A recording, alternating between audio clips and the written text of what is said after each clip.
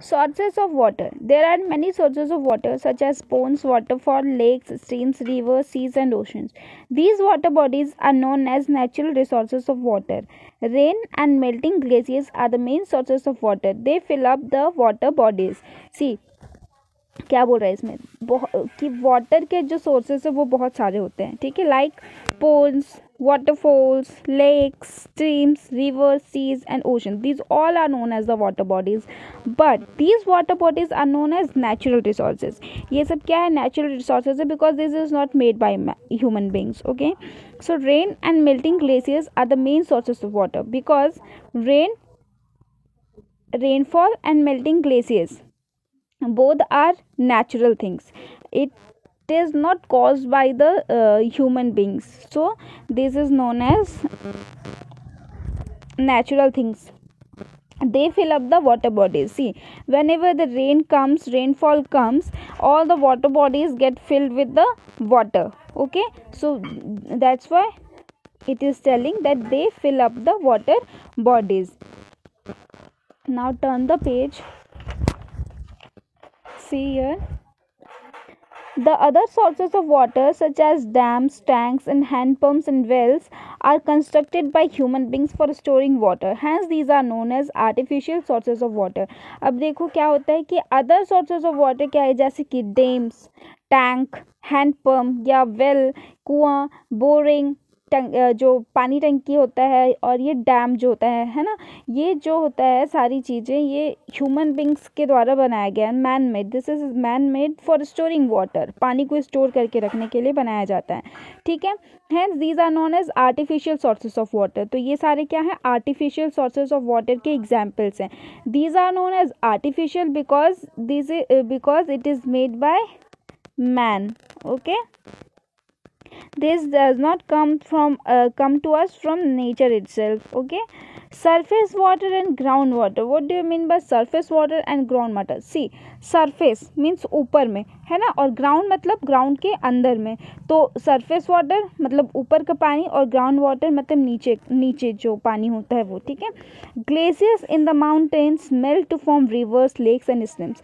See students, देखो हम लोग सब लोग जानते हैं कि हम लोग के नॉर्दर्न पार्ट में इंडिया में क्या है, हिमालय पर्वत है, ठीक है, माउंट एवरेस्ट है, जो कि और भी बहुत सारे माउंटेन्स हैं हिमाचल प्रदेश में, उत्तराखंड में, जो कि पूरे बर्फ़ से ढके हुए रहते हैं, ठीक है. तो जब बहुत ज़्यादा जब धूप पड़ता है उन आइस कैप्स पे, जब धूप पड़ती है तो गर्मी की वजह से, हीट के वजह से वो सारे बर्फ़ जो होते हैं वो पिघलने लगते हैं, और यही जो ग्लेशियर्स होता है, वो बड़े बड़े जो बर्फ़ होते हैं उनको हम लोग ग्लेशियर्स बोलते हैं. तो ये जब मेल्ट होते हैं तो पिघलने के बाद में वो क्या होते हैं, नदी, झरना या फिर छोटी छोटी नदियों में बहने लगते हैं, ठीक है, फ्लो करते हैं, और जिसकी वजह से जो वाटर बॉडीज़ है वो पूरा फिल हो जाता है, ठीक है. तो यही क्या कहलाता है, water bodies. The water of this water bodies make up the surface water. तो ये जो नदी, तालाब या समुद्र, इसका जो ऊपर पानी जो बहता है, उसके ऊपर वाला जो पानी हम लोग को दिखता है, वो हम लोग उसको सरफेस वाटर कहते हैं. जैसे कि देखो, ये माउंटेन के पास से ये पानी बहता हुआ ऊपर से आ रहा है, तो ये वाला क्या है, हम लोग का सरफेस वाटर है, ठीक है. और ये ग्राउंड के अंदर भी पानी है, तो ये है क्या, हम लोग का ग्राउंड वाटर, ठीक है. The water found below the earth surface is known as ground water. Ground के नीचे जो हम लोग को पानी मिलता है वो हम लोग ग्राउंड वाटर कहते हैं, ठीक है. जैसे कि सबके घर में बोर लगा हुआ होता है आजकल, तो पानी बोर कैसे आता है, वेल हैंडपम्प कैसे बनाया जाता है, तो जो ग्राउंड वाटर होता है उसको ही निकाला जाता है वहाँ से, ठीक है. Now we can obtain groundwater by constructing wells, hand pumps and tube wells.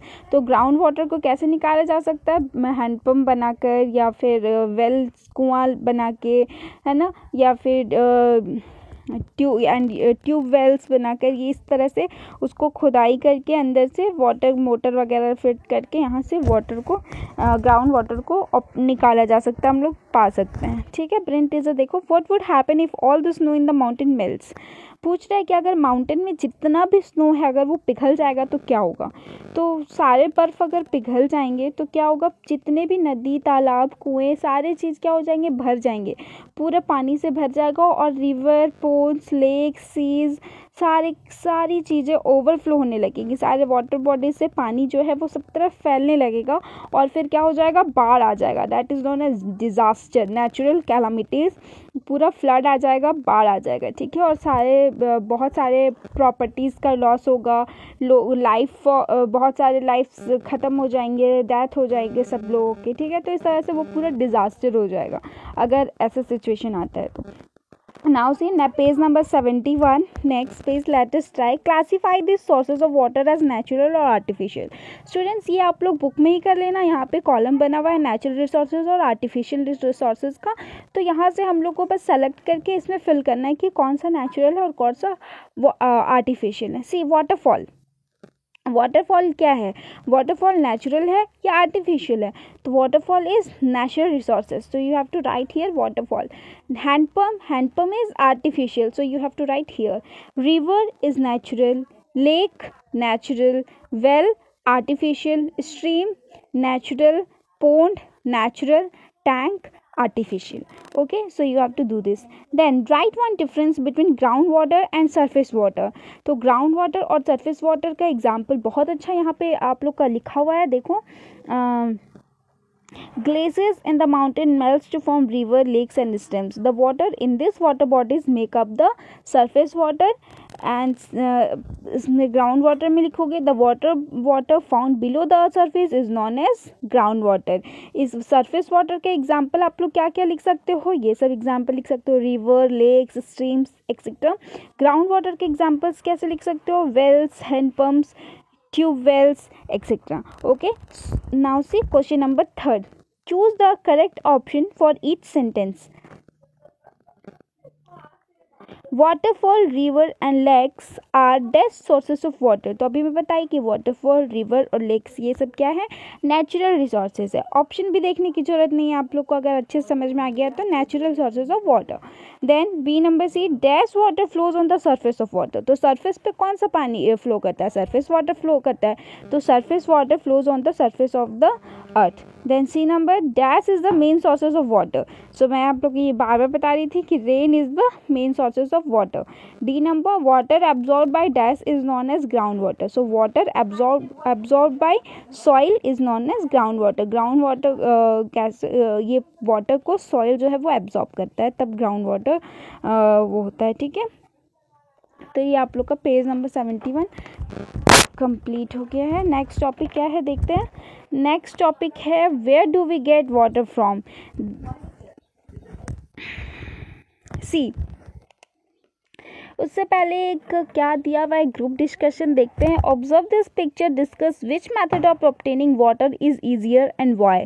देखो यहाँ पे लोग क्या कर रहे हैं, यहाँ पे पानी भर के ला रहे हैं बहुत दूर दूर एरिया से, है ना। ये पूरा ऐसे मटकी में गगरी में पानी भर के ला रहे हैं और यहाँ पे देखो हम लोग को कितना ईजिली बेसिन से पानी मिल जाए। तो इन दोनों में से ईजियर कौन है, this is the easier one, this is the hardest one. Okay, why, क्योंकि ये हम लोग को घर पे मिल रहा है ना, और ये हम लोग को दूर दूर से लाना पड़ रहा है। आगे देखो, water undergoes a number of processes before it reaches us through taps। देखो पानी जो हम लोग को घर पे मिलता है नल के द्वारा, है ना, थ्रू टैप्स, मतलब पाइप से जो हम लोग को नल में पानी आता है वो उस बहुत सारे प्रोसेस होने के बाद में हम लोग को मिलता है। See, let us learn about this process. इस प्रोसेस के बारे में जानते हैं हम लोग। Rainfall and melting glaciers are the major sources of water. Water from this sources flow to lakes and rivers. Some of this water is also stored in reservoir behind dams. देखो क्या बोल रहा है कि रेनफॉल जो है और बर्फ़ का पिघलना, मेल्टिंग ऑफ ग्लेशियर्स, ये वाटर का मेन सोर्सेज है, ठीक है। हम लोग को सबसे ज़्यादा पानी हम लोग को यहीं से मिलता है। वाटर फ्रॉम दिस सोर्सेज, तो ये सोर्सेज से जो वाटर होता है वो पूरे लेक्स रिवर ये सब पूरा फिल कर देता है, ठीक है।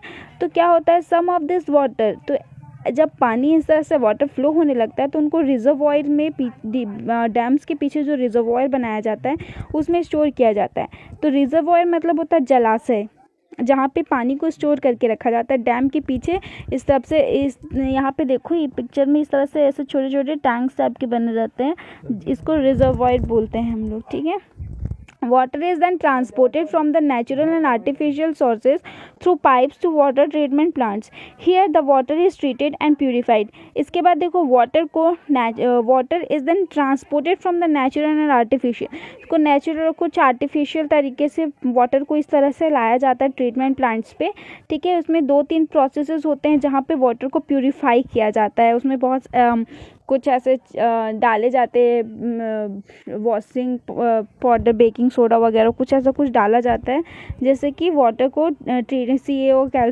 CaO डाला जाता है, जिससे कि वाटर को प्यूरिफाई किया जाता है यहाँ पे, ठीक है। उसको गर्म किया जाता है, फिल्टर किया जाता है पानी को, उसके बाद में फिर ये ट्रांसफ़र होता है टैंक में।